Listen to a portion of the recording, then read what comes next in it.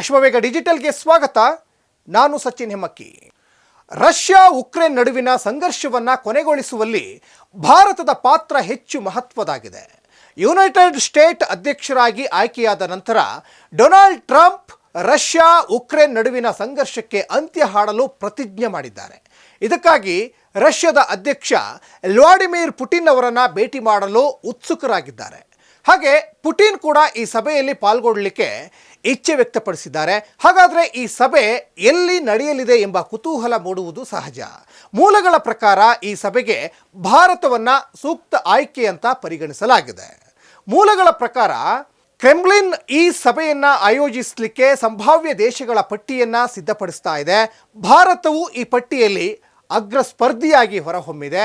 ಇನ್ನು ಕ್ರೆಮ್ಲಿನ್ಗೆ ಹತ್ತಿರವಿರುವಂತಹ ಅನೇಕರು ಭಾರತದ ತಟಸ್ಥ ನೀತಿ ಈ ಯಶಸ್ವಿ ಸಭೆಗೆ ದಾರಿ ಮಾಡಿಕೊಡಬಹುದು ಅಂತ ಹೇಳಿದ್ದಾರೆ.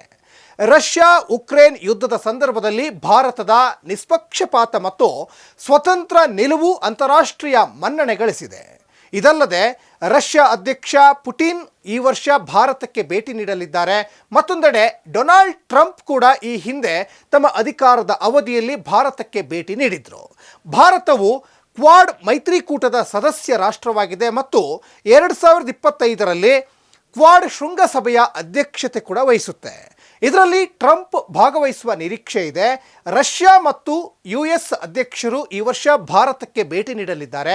ಇದು ಶಾಂತಿಯನ್ನು ಪ್ರೇರೇಪಿಸಲಿಕ್ಕೆ ಮಹತ್ವದ ಅವಕಾಶ ಕಲ್ಪಿಸಲಿದೆ ಅಂತ ಹೇಳಲಾಗ್ತಾ ಇದೆ. ಡಿಸೆಂಬರ್ 23ನೇ ತಾರೀಕು ಸ್ಲೋವಾಕಿಯಾದ ಪ್ರಧಾನಿ ರಾಬರ್ಟ್ ಫಿಕೋ ಕೂಡ ರಷ್ಯಾಕ್ಕೆ ಭೇಟಿ ನೀಡಿದ್ರು.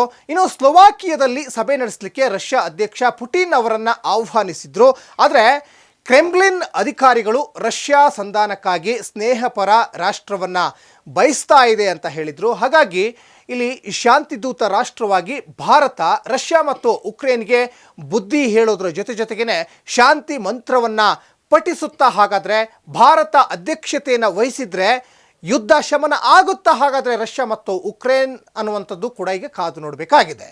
ಇದಾಗಿತ್ತು ಈ ಹೊತ್ತಿನ ಅಶ್ವವೇಗ ಡಿಜಿಟಲ್. ನೋಡ್ತಾ ಇರಿ ಅಶ್ವವೇಗ ನ್ಯೂಸ್. ಇದು ಸತ್ಯಾನ್ವೇಷಣೆಯ ಓಟದಲ್ಲಿ.